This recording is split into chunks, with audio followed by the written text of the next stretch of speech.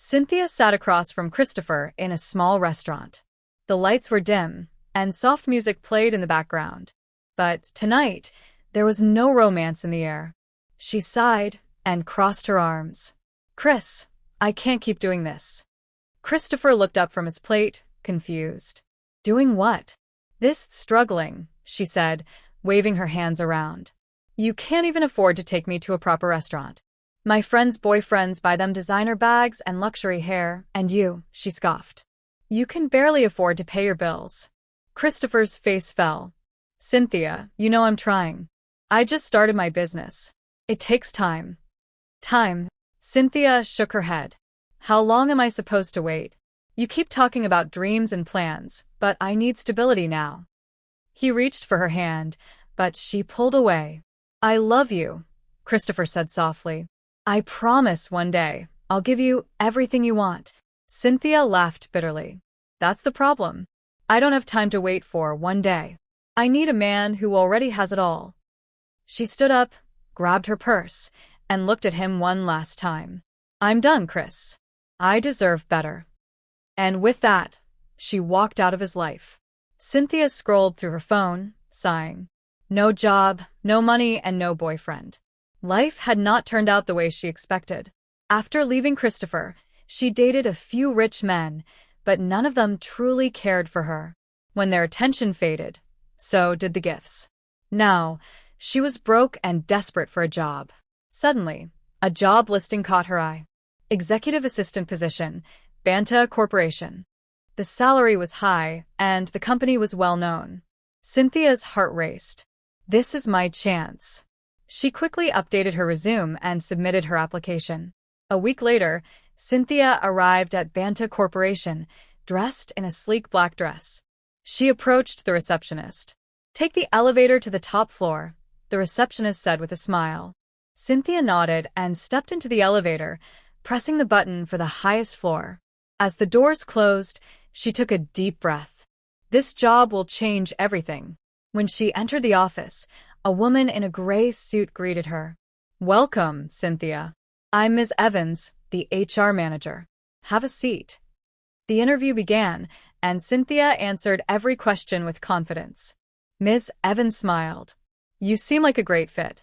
But before we finalize anything, you'll need to meet the CEO." Cynthia nodded eagerly. "Of course." Ms. Evans picked up the phone. "Sir, the candidate is here." A deep voice responded, "Send her in." Cynthia followed Ms. Evans to a large office. As the door opened, she stepped inside, then froze. Behind the massive desk sat Christopher, her ex-boyfriend, the same man she left because he was broke. And now he was the CEO of Banta Corporation. Christopher leaned back in his chair, studying her with unreadable eyes. Cynthia's throat went dry. "How is this possible?" Ms. Evans smiled. "Sir, this is Cynthia. She's applying for the executive assistant position." Christopher smirked. "Cynthia, what a surprise." Cynthia forced a smile. "Nice to see you again, Chris." "Christopher," he corrected. "Only my friends call me Chris." Her stomach twisted. Ms. Evans, unaware of the tension, continued. "She has strong qualifications. What do you think?" Christopher held Cynthia's gaze for a long moment. Then, to her shock, he said, "She's hired." Cynthia blinked. "Wait, what?" "You got the job," Christopher said smoothly. "Welcome to Banta Corporation." Cynthia couldn't believe it. What was he planning? From the first day, Cynthia realized Christopher had hired her not out of kindness, but revenge. He gave her impossible tasks, late-night reports, last-minute meetings. He made her work for every dollar. But Cynthia refused to quit. She needed this job, and deep down, she wanted to prove something to him and to herself. Over time, something changed. Christopher stopped treating her like an enemy. He started noticing her.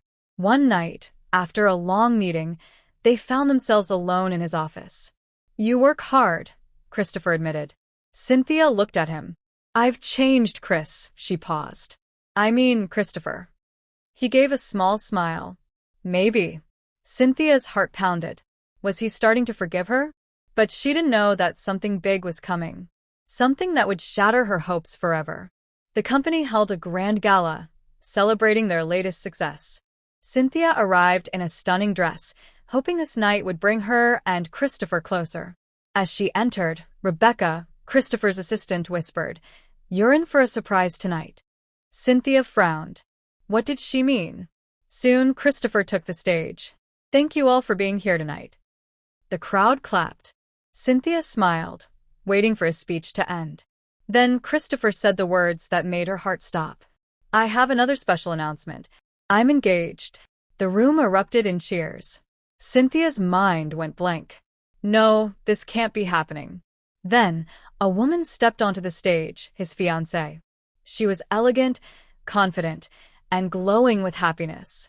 Christopher took her hand, smiling. And in that moment, Cynthia knew. She had lost him forever. Tasha grabbed her arm. "Cynthia, let's go." But Cynthia couldn't move. Her own words from years ago echoed in her head. "I deserve better." Now Christopher had become better, but he had found someone else to share it with. Tears burned her eyes, but she forced a smile. She turned away and whispered, "I made my choice.